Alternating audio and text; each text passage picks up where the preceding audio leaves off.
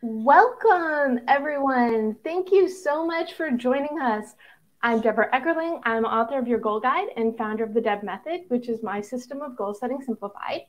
I am a speaker and consultant with a specialty in event outcome optimization. So when I'm not helping people figure out what they want and how to get it, I'm helping business teams create a strategy to get the most out of any online or live conference.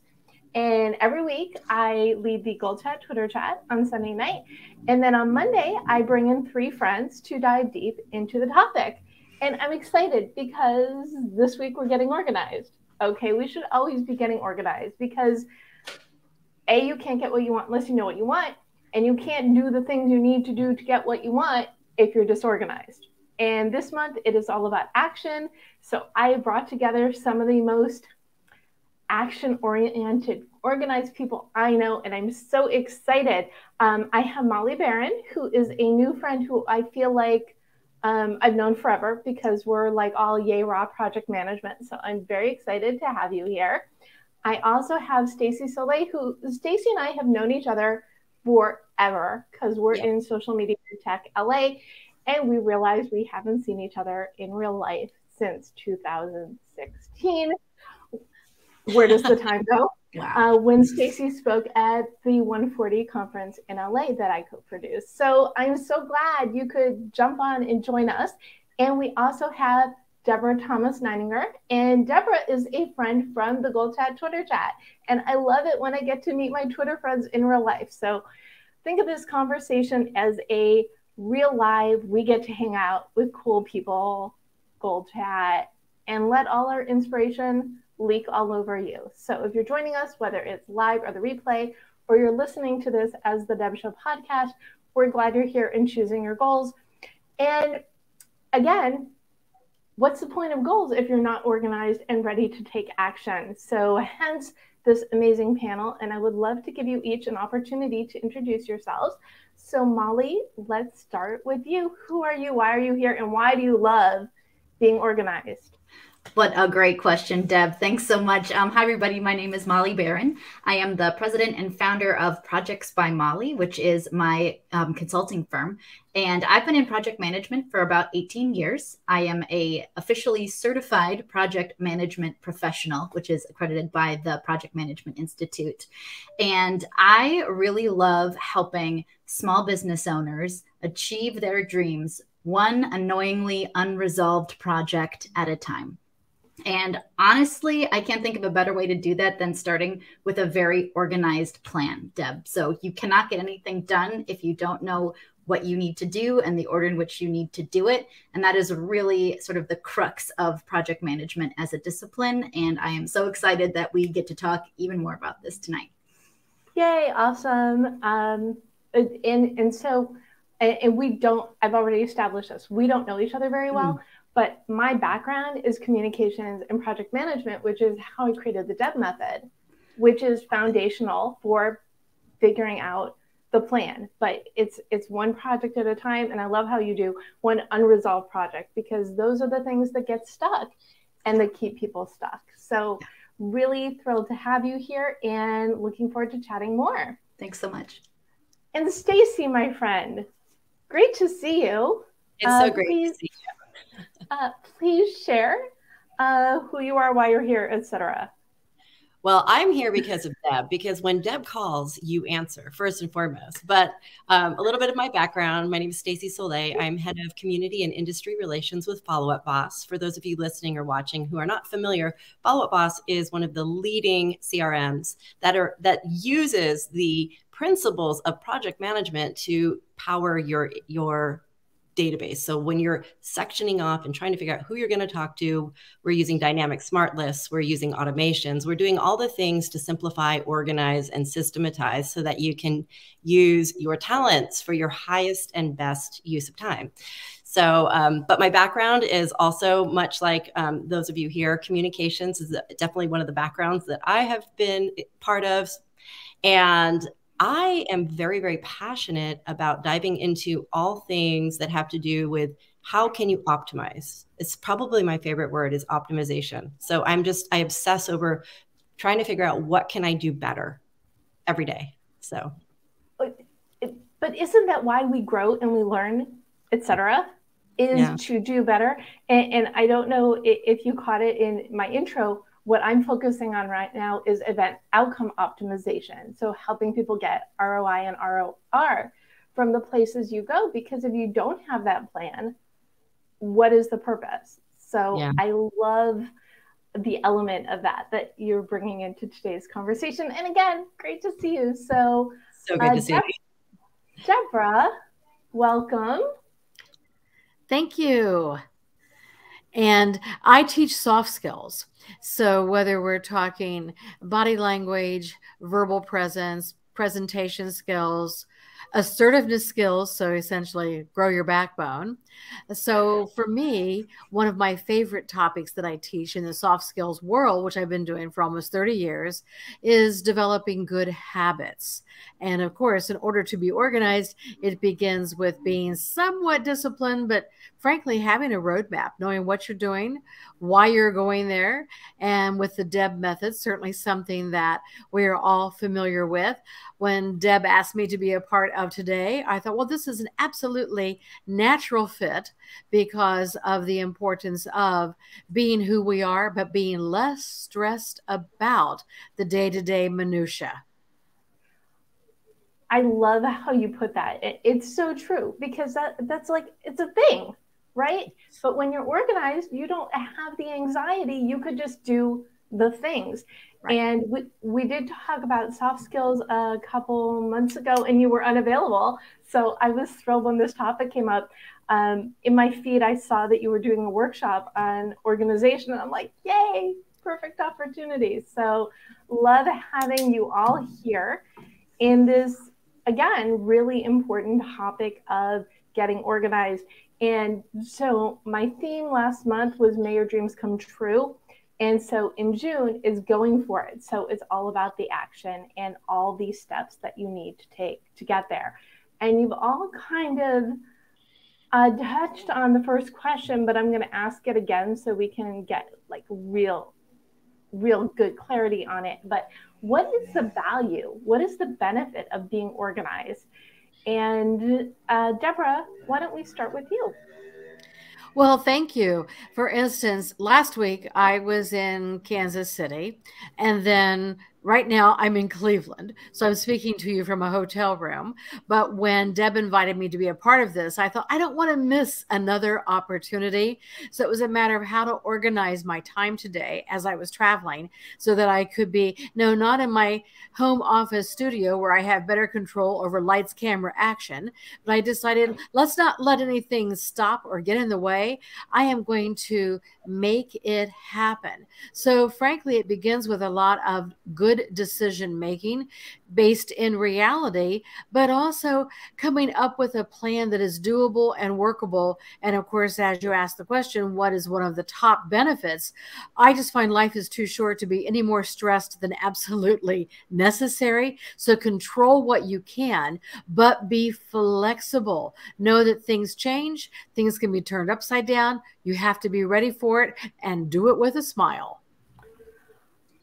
Everything you said was absolutely perfect, but the line that I am really loving the most from what you said is being organized is all about, it helps you control what you can while being flexible.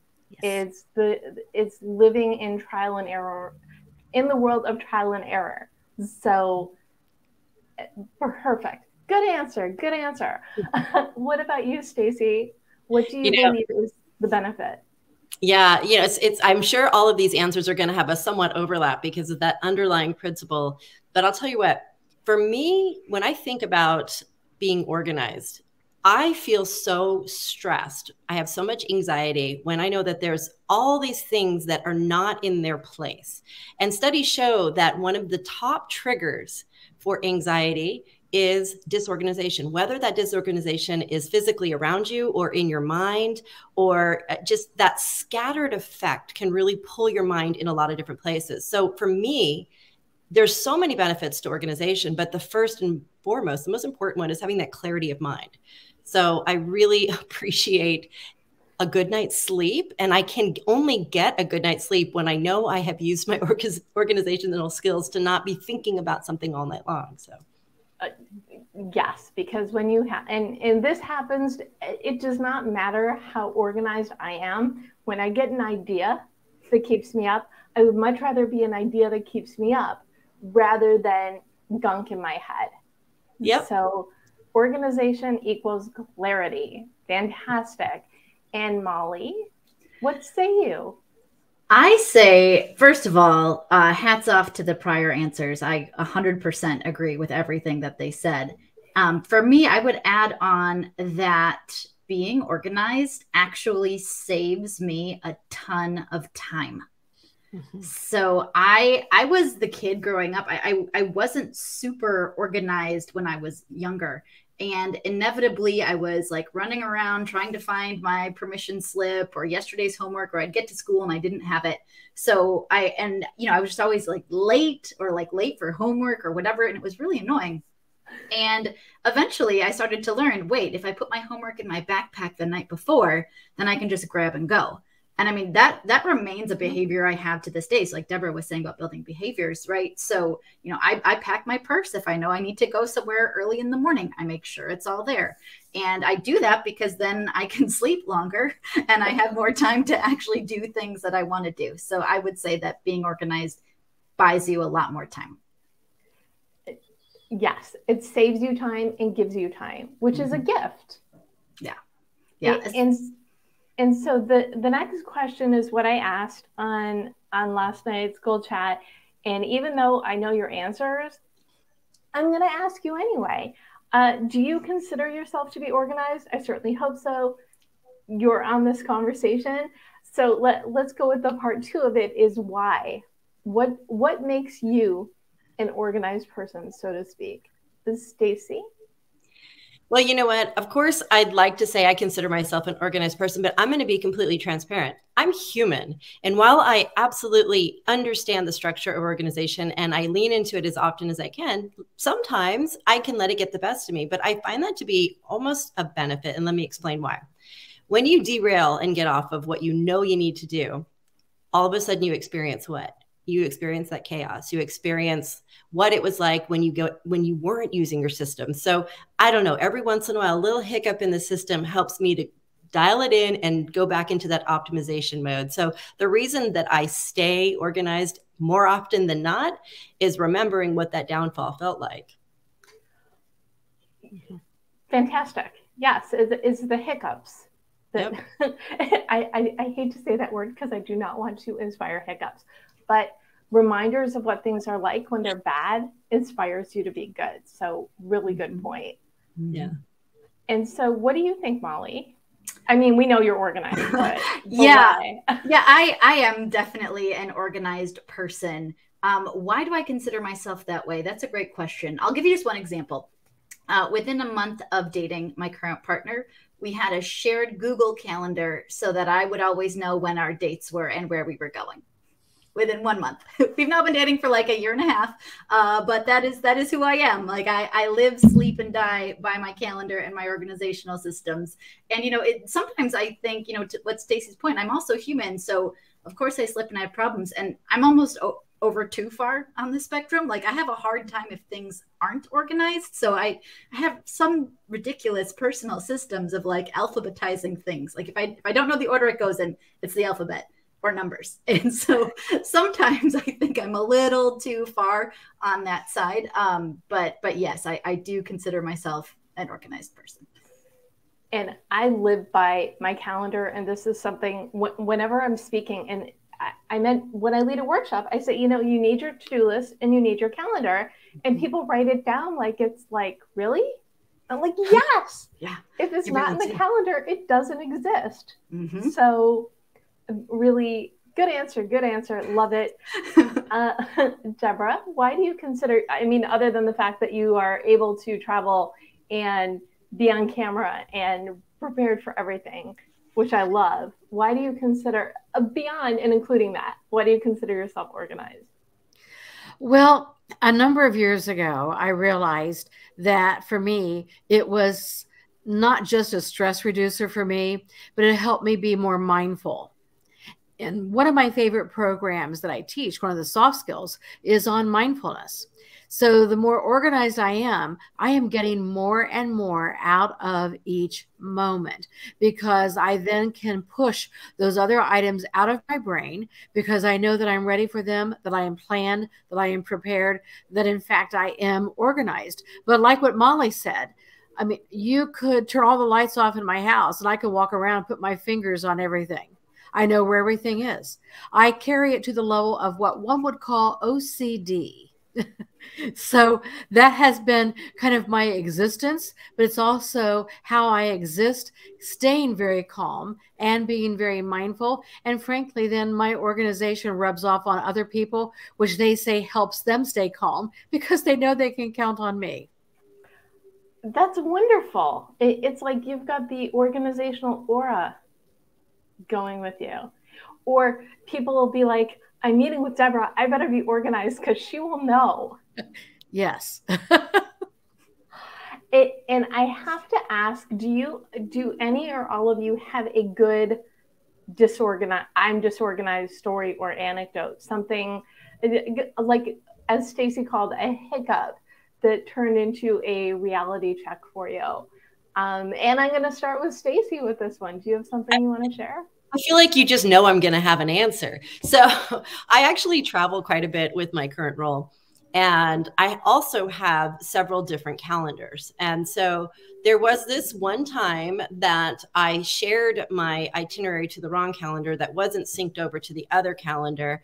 So therefore, when I was looking at my business calendar, it looked open on said date. And so I booked something when I was on a plane. So that made me realize, okay, you have to make sure honestly, whatever systems you are using, you do have to make sure that you've optimized that system and that the systems you're using are talking to each other. Because when you talk about building out your tech stack to help organize your life, these little nuances have to be ironed out before you kind of go live with them, or else you can run into an embarrassing situation. Thankfully, I had a very understanding person I was able to reschedule with, but man, that'll teach you very quickly to make sure you test before you do the real deal. So I don't know if anyone's ever had the calendar mishap situation, but that is just no fun.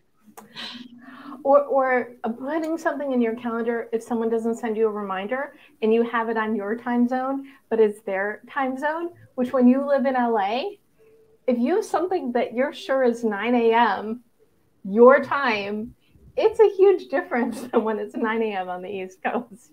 That's funny you should say that. That literally happened, but this wasn't on me. The text message that I received said, hey, your appointment's at 2 p.m. So I showed up 5 minutes prior and I'm waiting there. And when they said, I'm sorry, are you waiting for somebody or something? And I said, oh, I have a 2 p.m. appointment.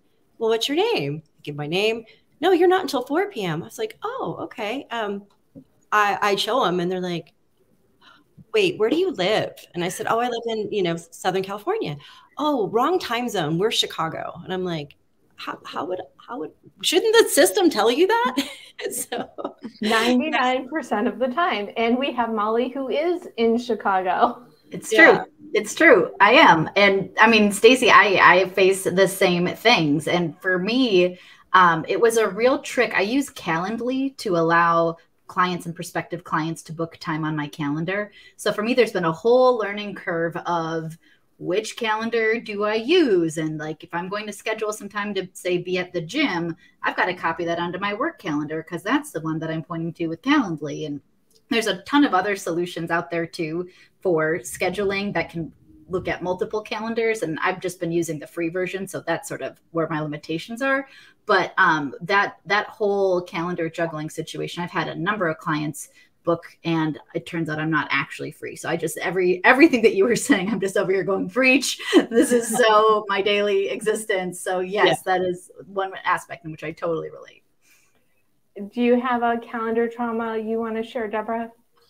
Well, mine is more from a personal nature, and that is, I would give you 2 quick points. One is I tell people in my workshop, stop saying I'm so busy. Because whenever you say, I'm so busy, it sounds condescending because who isn't busy? So when people give themselves excuses for mistakes they've made, or when they have had mishaps with whether it's their calendar or whatever it may be, it's just we're all in that same world right now. And so to show that we are human, we all make mistakes and we all need to embrace failure.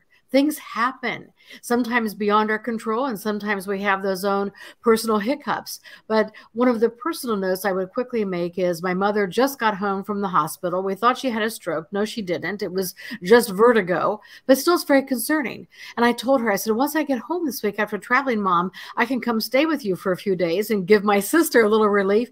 And her immediate response was, but I know you are so busy. And so that causes pause, because sometimes people who know that I'm so organized think I'm too busy for them. And I immediately said, I am never too busy for you, Mom. I said, I will turn my calendar upside down for you. So I think it's a matter of don't let your organization in any way make people feel that they're not important. That is such a good point. And I've also experienced that, Deborah, where my own mom too, saying, "Oh, we didn't want to bother you. You seem so busy. You're busy traveling, and you have all these, obligations." And I'm like, "But you're my family. Like that's first, always."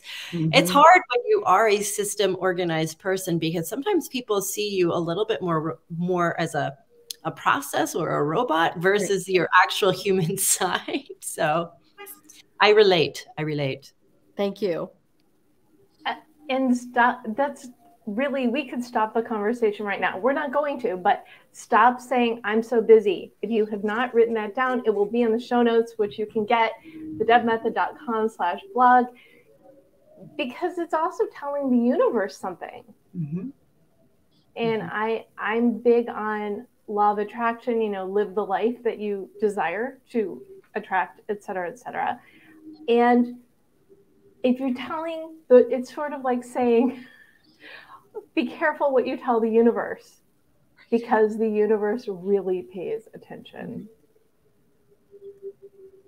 So do we have any other organization fails that you want to share, or are we ready to move on? Molly, did we actually get a legit one from you? Well, the calendar thing is legit for sure. I would say a very poignant one for right now is that I started my business using Google Drives to store a lot of my content for workshops.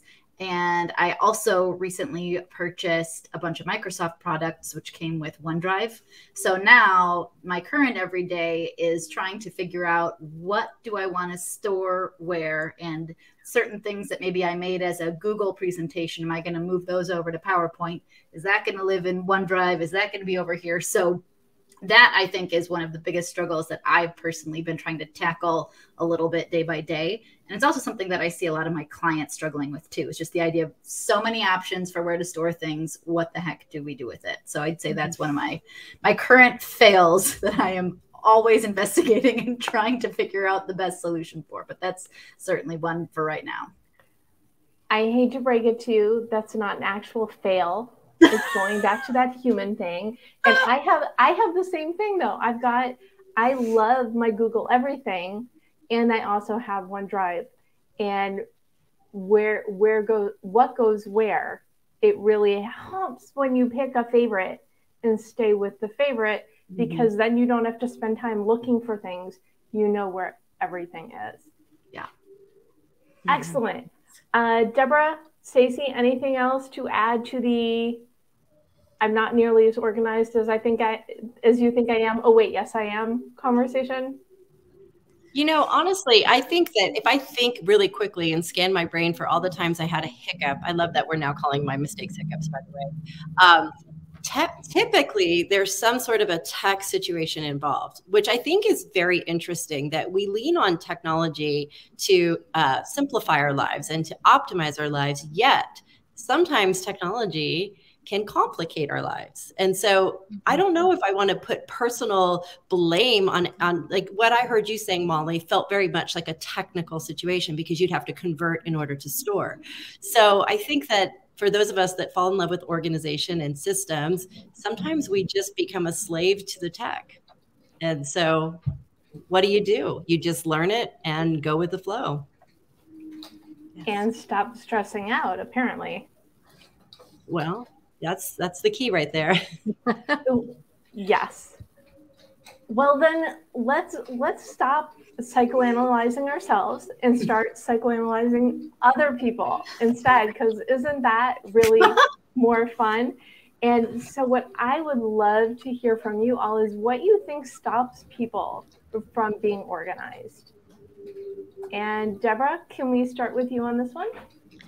I would say one of the top items we have, and Stacey was alluding to that as well, we have so many distractions.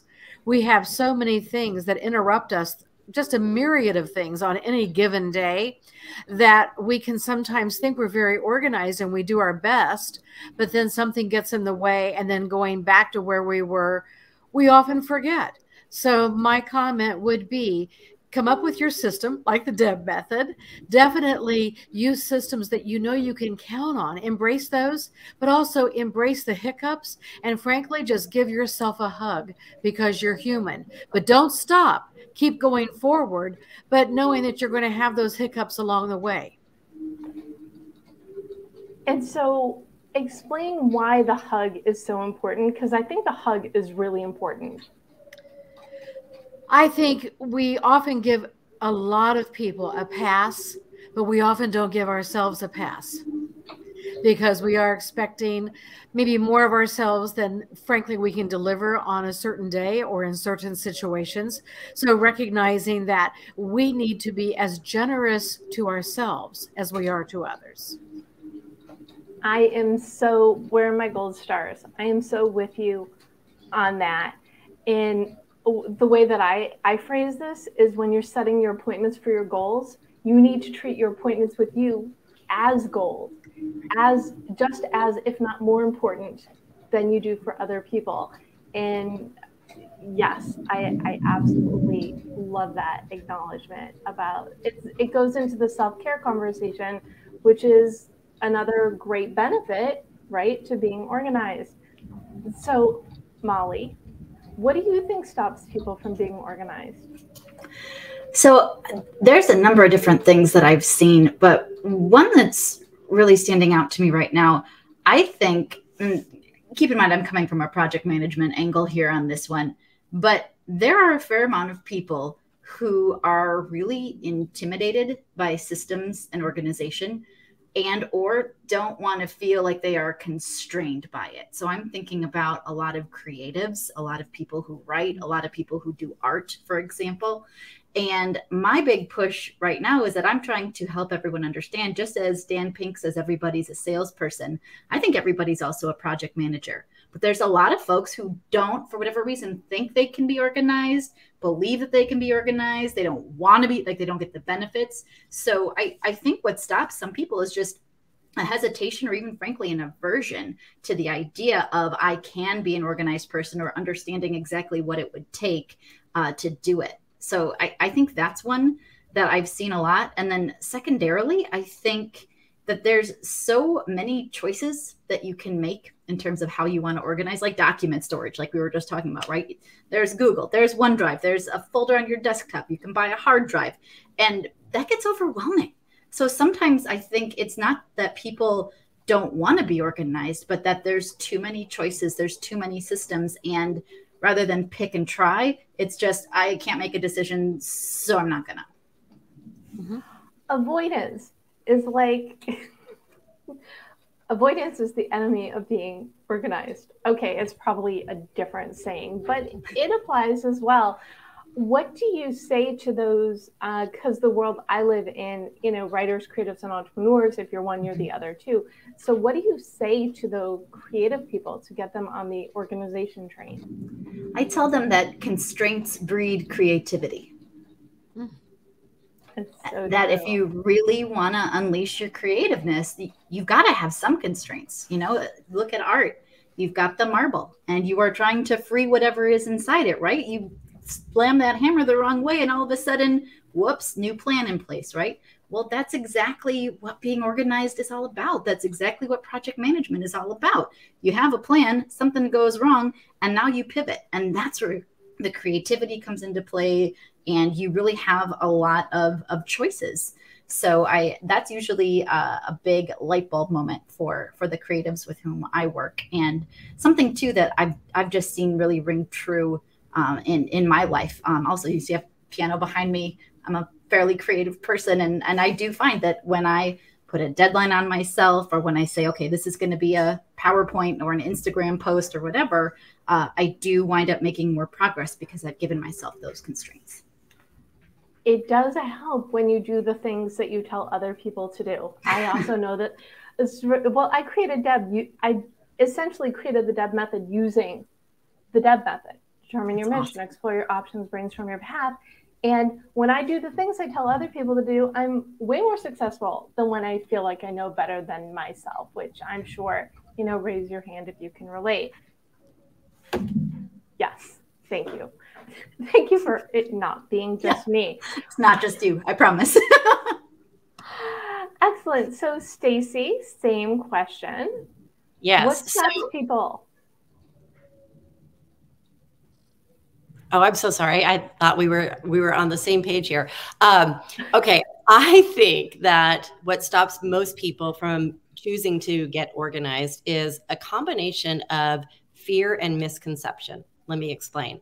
So the fear of getting organized sometimes stems from, it feels like rigidity. It feels like in order to be organized, I have to be rigid and stuffy and boring. And like you said, Molly, creatives want to feel like I have this verve of life and I can feel very vibrant, and structure feels very confining. So what Molly said was beautiful, because you're helping to use creative analogies to align a creative to understand that that structure is going to unlock their potential. And then the other part is the misconception as well, because there's a fear of learning. Anytime that you have to learn something new, even if even if someone says, hey, there is 100% guarantee your life will be better if you do this one thing, if they don't know how to do it, they will make up a million excuses as to why they can't do it, but not right now. And so as the guiders on the channel here, we have to come up with creative solutions as to how to basically help unlock the psychological barrier that is preventing someone from being their best possible optimized self. Mm-hmm. It leads in perfectly into the next question, which I'm sure will surprise you all.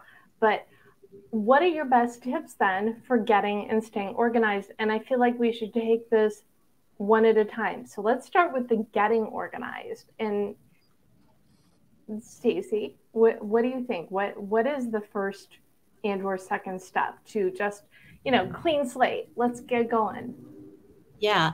I am one of those organizers that likes to really respect individual style, understanding that we all learn differently, we all process differently, and there is great creative solutions for productivity within your natural way of learning. So for my personal way of learning, I'm a very visual organizer. I need visual cues around me. So I have literally, the wall over here has a calendar that almost the size of the wall. That's huge. And I use my different color-coded Post-its that signify certain things, because I travel, I have to go to lots of places, and I block out, I know what colors are personal, I know what colors are business, I know what colors are tentative.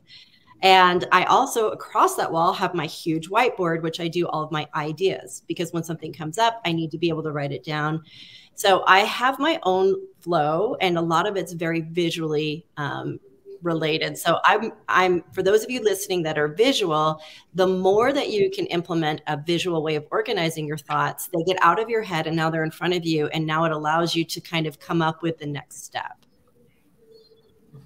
Perfect. I love this, because you can't figure things out in your head. Mm-hmm. Well, I've met one or two, I can't say that anymore. I met one or two people who've said, oh yeah, I figure things out in my head all the time. Good for you. Most people need to be able to see what they're working on. So I love that. It's a great, great way to get started.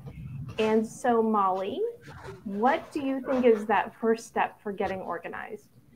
So for me, I think the first step is to really gather all your inputs. So for example, if you want to get organized at work, you've got to figure out where are all your projects? Where are all of your emails that you still need to respond to? What are all the reports that you need to write? But really find a way to figure out what are all the sources where you could be getting something to do, a task, something to manage, something to review, or what have you. So once you've gathered all of it, then like Stacey was saying, then I think it's really about how do I put this into some sort of a tracking mechanism. You can use Post-its. I love a Post-it because you can move it around if you need to change the dates. They're very easy to get rid of once you're done. It's very satisfying to like crinkle that up and toss it. There's also a number of electronic tools, some of which are free, things like Trello or Asana. There's also paid versions of those things. But it really starts, and this is where I start with most of my clients who come to me for project management coaching, is to really gather all of the stuff that you have to do and put it somewhere. And then once you've got it, then you can kind of break it down and get more and more organized, which I'm sure we'll talk about later. But really, first step, gather your inputs. Yes. Because if you don't know what's coming into you, how do you deal with this? I don't know if you see, I always have like a different notebook for each kind of project and then one for client work. So yes, gather things together so you can deal with them, because you can't, cannot stick your hands into your brain. You cannot move things around. You really cannot. You can't. That's a different conversation altogether. It's brain surgery, which we do not do. No. I cover a wide range of topics. Brain surgery, not one of them. Deborah, what do you think? What is the best first place to start? Well, I think the first place for most people is just simply making the decision and recognizing that communication is not a one-size-fits-all. So what may work for someone else on how they go on their organized journey may not be the best fit for you. So find what fits for you and then come up with a plan. Start developing habits, recognizing that habits are not developed in 21 days. Actually, that is a myth, that the average habit takes 66 days. So you have to be patient with yourself as you go on this journey to develop some new organized habits. As Molly said, be ready to pivot.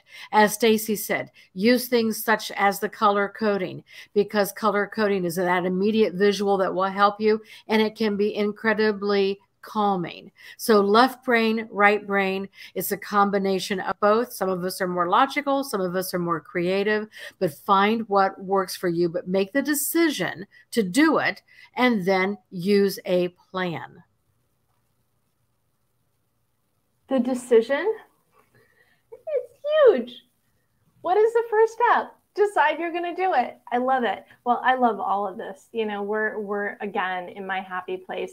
I'd love for you to talk a little bit more about the habit developing thing, because I think 66 days does sound a lot more manageable or reasonable than the 21 days. Well, for a lot of people, when it comes to the habit forming process, people give up very, very quickly. And if they don't have that experience of immediate success or satisfaction, it's like losing weight. They just toss the whole diet to the wind and say, okay, that's not for me. I'll start over next Monday. And so it's this constant cycle of starting, restarting, rather than, okay, I'm going to start and I'm not going to stop. But I may have, to use that word, a hiccup along the way, but maybe today can be a reboot, but I'm not stopping. I am going to continue on this journey. So it's how you establish that thought process in the brain. And part of what I teach is the neuroplasticity of the brain. So you have that option of molding your brain into thinking all those positive things. Your brain is ready for new habits. That's the brain's number one job, is to develop your habits. After all, we get in a car every day and we don't have to relearn how to drive it, because we've already established that with the brain. That's what organization is all about, establishing it with the brain. Fantastic. I'm going to go a little bit out of order because Molly is in a location where she may at some point lose power, and I want to make sure we do the goals. So we're going to do, I'm going to ask you all to gift a goal. and then share where people can find you. And then we're just going to keep sharing tips for the rest of the episode because it's such great information. But let's start with that goal. So Molly, what is one thing people can do today, tonight, tomorrow to get organized?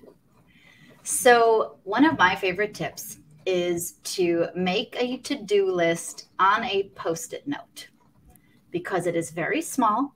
You cannot list more than probably 2 or 3 things on it. So what happens is if you routinely get your Post-it note done, you build that momentum that Deborah was talking about. So every day, start with a Post-it, get those things done. Next day, new Post-it, get those things done. Next day, new Post-it. Soon you'll be doing way more than you ever thought possible. And it will be really fun and exciting progress to see. So that would be my gift of goals. Start a Post-it with what you're going to do today. That's fantastic.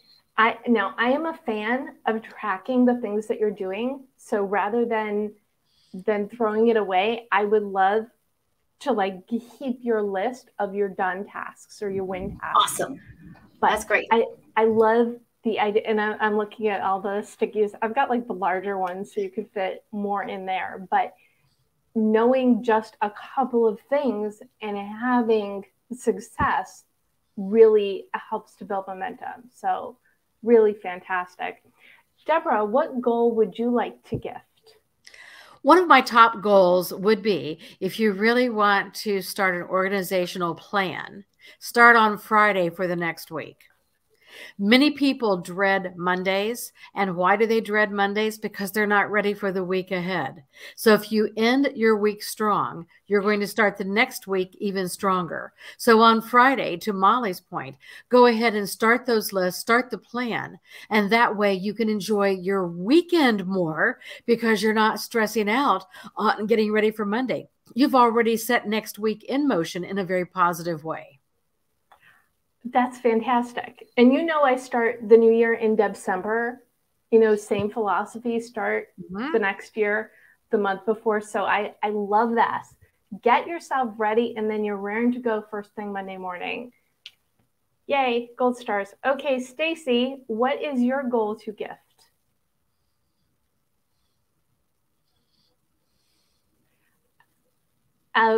Stacey, we can't hear you. Let's try this again. That was fun. I apologize. Testing 1, 2, 3. Okay, for me, repetition is really, really key for making sure that you're consistent. So one of the things that I always recommend is when you first wake up, do not go and look at your phone. I will not look at my phone until I've done the following things. I get up, I do whatever I have to do in the morning. And then I go downstairs, I start the coffee pot, and I drink water, take my vitamins while writing in my gratitude journal, writing down 10 things I'm grateful for. And then I'm reviewing what is top of mind of the things I need to get done today. Okay, so there's 3 things because I love the number 3.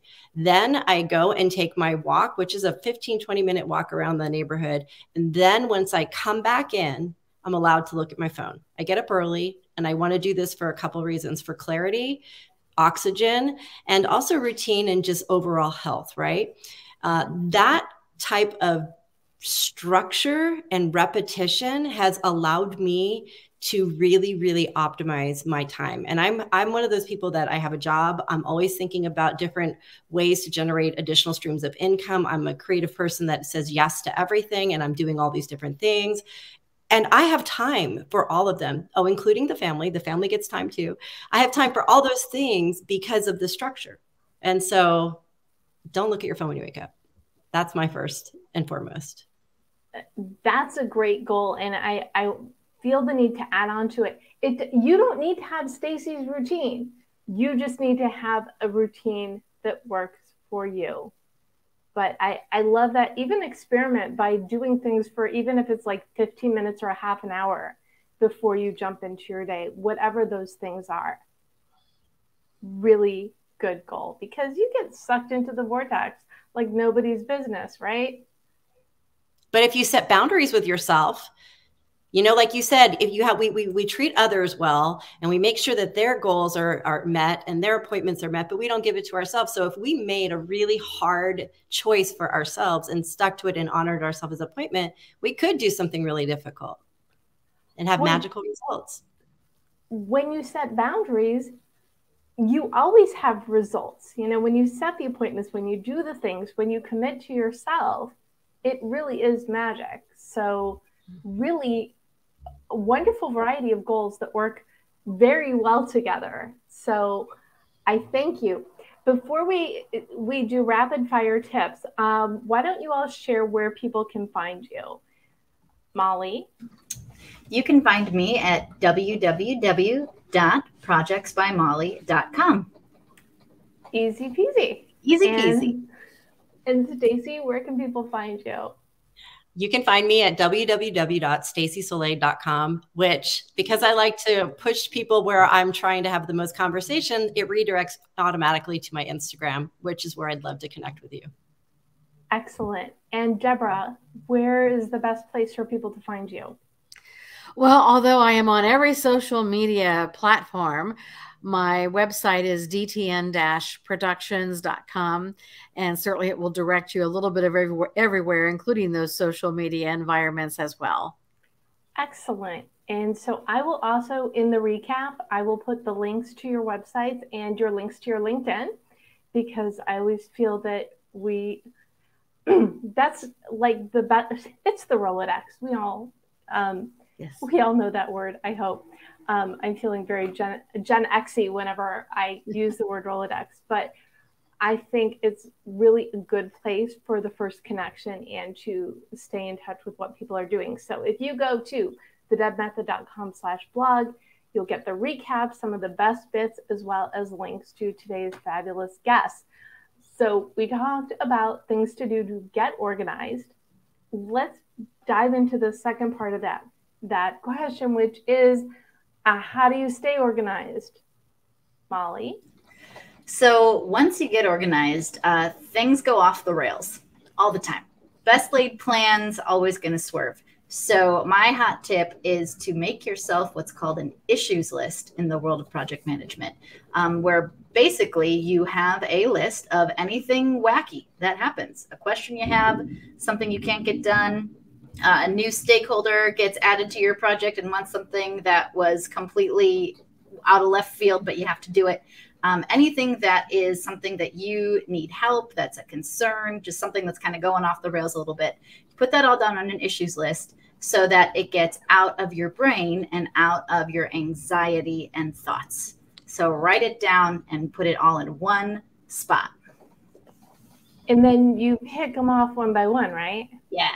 Yeah, exactly. That's how you stay organized. So first you write it down, then you build the habit of scheduling time to go through your issues list. Maybe it's twice a week, maybe it's only once a week, depending on how many you've got, but really building that discipline. So between that and routinely going back to all your inputs, those would be some of my pro tips on staying organized.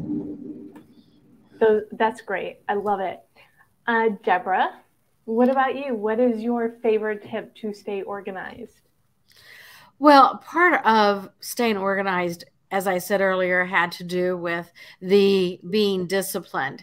So I think part of starting the day off with a plan, but recognizing that that plan can be completely dismantled by whatever life is going to throw your way, but without having some sort of a plan, because there is that innate satisfaction of, I can check off on my to-do list what I have accomplished. So what is it that is going to give you the satisfaction of feeling I did it? So find whatever it is, whether it's a reward that you're going to give yourself, whether it is a to-do list, whether it is, I love pulling, as I did today before I left my home office. I was pulling off all kinds of Post-it notes off my computer screen. Done, done, done. I accomplished them. And so I could wad them in a ball and throw them away. So it's that feeling of satisfaction. So going back to Stacey's Post-it notes, yes, love them, use them, and it helps me stay focused. So you want to have the plan. You know the plan may and probably will go off the rails. And just find ways to keep moving forward and to celebrate those wins. Yes. That's cool. I like it. I endorse this. What about you? What about you, Stacey? Well, you know, what's interesting is that one of the pushbacks that I've heard people give is, I don't like to write down what I have to do because then that's taking time out of my day to stop and organize and write it down. And that just wastes time. I know what I need to do. But then, of course, what happens? You always forget something, whether it's at the grocery store or it's in your day-to-day tasks. So one of the things I like to tell people to do that are kind of being obstinate about that is, okay, most of you have a phone, a smartphone of some sort. Just go to your notes section and talk into your notes really quick. Whatever that thing is that's right there. This could be a creative idea. This could be a to-do. Don't even have to go to a fancy app. Just get in your notes, talk it in there, and make it a habit to always check those notes. So now you can distribute and put that thing that you put there in its proper home. But at least it's out of here. Right. I love that you mentioned, don't forget to actually check the notes, because writing it down and never seeing them again, no. It happens with Post-it notes too. I mean, how many of you can relate? I think we all love Post-it notes. Have you ever had a syndrome of over Post-it noting? And then now you're like, I can't even tell what's what. So you almost have to have a system with how you do your system as well. So we can get into a whole nother deep level of OCD right now, but I won't do that. Well, and I mentioned before, so I have the longer sticky note. I don't know what this says, but you don't need to read it. I have the longer sticky notes. And this is where the ideas that come at night or first thing in the morning that they don't have the right place for it yet. You know, we should say, raise your sticky notes, everybody, for the things that you don't know exactly where they go. And then I schedule time a couple of times a week to go through my pile to make sure the notes go in the right notebook. Right. Because so much time is wasted looking for things, which is why I love Google Docs so much, because if you keep your ongoing list there or in a calendar, you know where it is all the time. So what are some other really good, well, let's go next level. What are some other really good tips to keep that organization flowing? Deborah? I think part of it is going to be to determine for yourself for your nighttime routine, because many of you were chatting earlier about going to bed at night and how to get certain things off your mind so you can get a good night's sleep. So I think truly finding out what you need to create that stress level being minimized is going to be really critical. So for me, it is a matter of when I do my deep dives in regard to my organization, I need to know that everything that was crucial. So I know Molly was mentioning from a project management perspective, I use the ABC list as far as my issues. So I do make sure that anything that needed to be addressed was addressed, or I have an immediate plan coming up for it. Because you do need to reduce that anxiety in the brain so that you can sleep. I'm sure each of us have experienced getting in bed going, oh no, and you hop out of bed, or else you have that Post-it note beside your bed, whatever it is you use, that will help you remember something for the next day.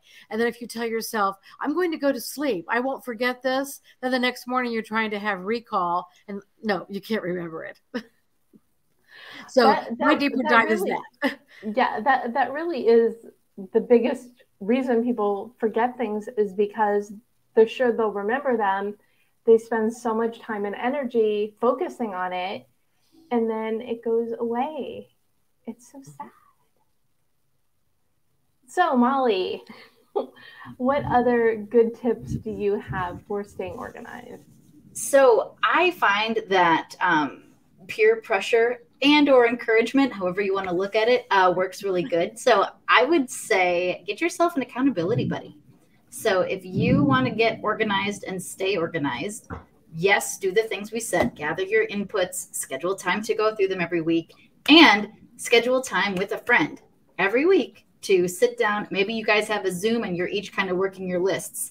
Maybe it's just a quick, hey, did you do it? Yes, no. Hey, did you do it? Yes, no. Because if you have to get on that call and tell them that you didn't do it, that's not week after week. That's not going to be fun. So it can really help boost your productivity level, even if it's just a friend, not even someone who works with you, just literally a buddy who you have who can help kind of keep you on the right track.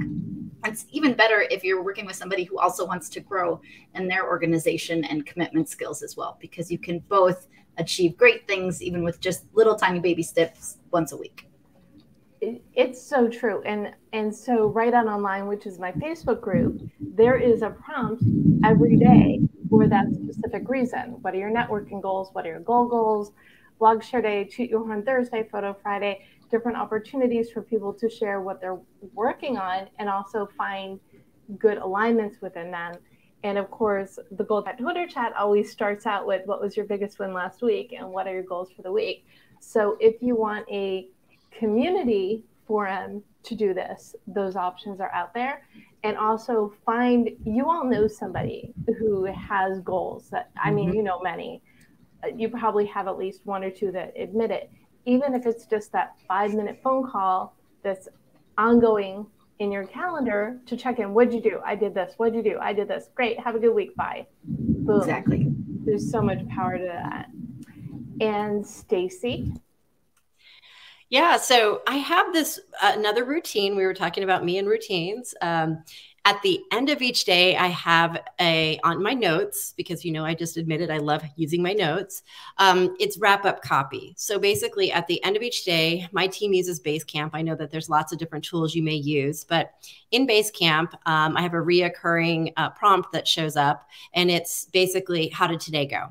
And so what I did was I created some little cues, and one is I make it fun. So I throw up a GIF that represented my day so I can kind of like laugh. So if I had a really stressful day or it felt like everything was like coming at me, I find like this GIF, sorry, I don't know, whichever generation, however you want to say it, that represents what my day was. And it makes me laugh. So it allows me to kind of release some of the tension at the end of the day.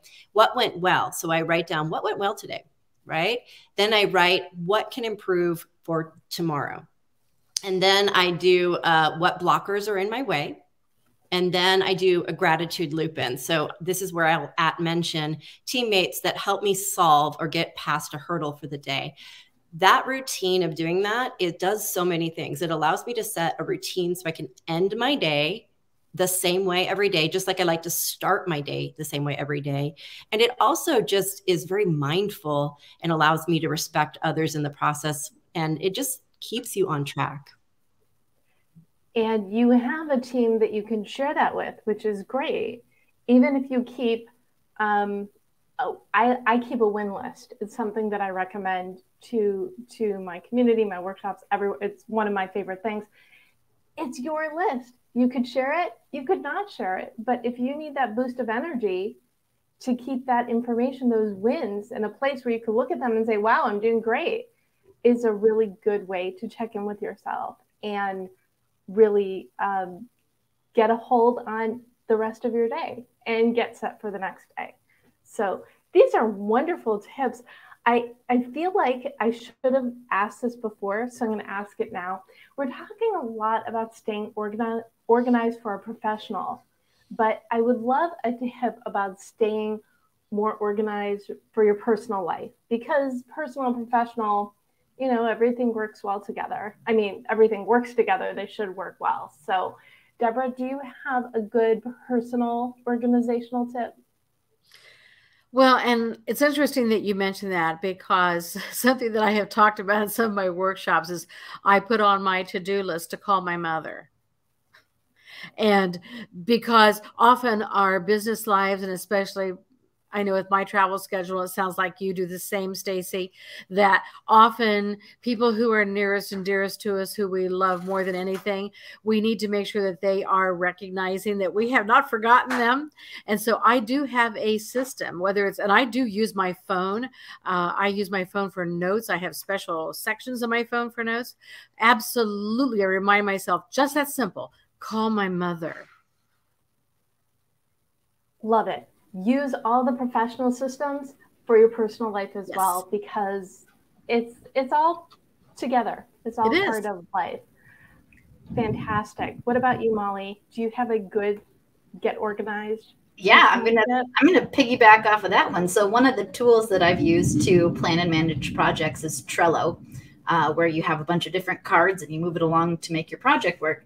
Well, my partner and I use that for our house renovation projects. So we talk through whether it's, winterizing the porch or changing the furnace filter or whatever it is. We have a whole backlog of stuff we could be doing for the house. And then we meet and we figure out what do we want to do in the next 2 weeks. And then we do it. And then 2 weeks later, we meet again. And it's not perfect. There are some months we don't meet at all, but we have a board and we're using that to kind of help us talk and prioritize effectively together for the house projects we want to do. That's fantastic. I love it. And Stacey, why don't you wrap us up? What is your personal stay organized tip?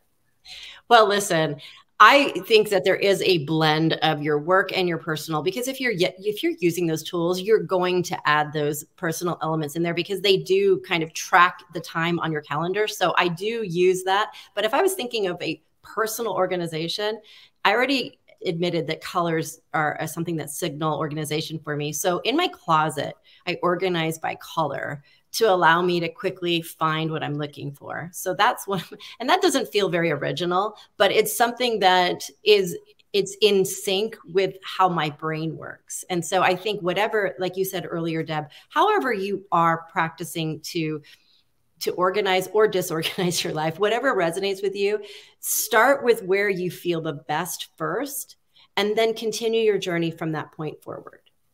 Instead of us focusing on all the ways that you are just a mess, it's like, well, where do you shine? Where do you shine? Let's start there. And then let's start the path of organization from where you shine so that you can have, and you can be empowered as you move through the process. I love that. And it's really, it's setting yourself up for success, which is really what this entire conversation is about. If you're organized, if you know what you need, if you know what you need to do, and whether it's for your personal, professional life mixture, do the things, experiment, use this enormous list of tips that will be on the debmethod.com/blog from the recap. And just, even if you just pick out like one tip from each person or from each section and say, you know what, this sounds like me, try it. And if it doesn't work, there are a bunch more. So that's really, I believe, what being organized is about, is figuring out what's going to work for you and do the things and keep your progress moving forward. What a wonderful conversation. Thank you so much, Molly Beran, Stacey Soleil, and Deborah Thomas-Nininger for this wonderful conversation on getting organized. And whether you're watching or listening, thank you for tuning in and choosing to get organized so you can live a better life as well. Please connect with me. I'm at the Deb Method everywhere, and connect with Molly, Stacey, and Deborah at the links in the chat. Okay, you've got all the tools you need. You want to be organized, so go on out there and go for it. And just remember, you can do it. Bye, everybody, and thank you so much for watching.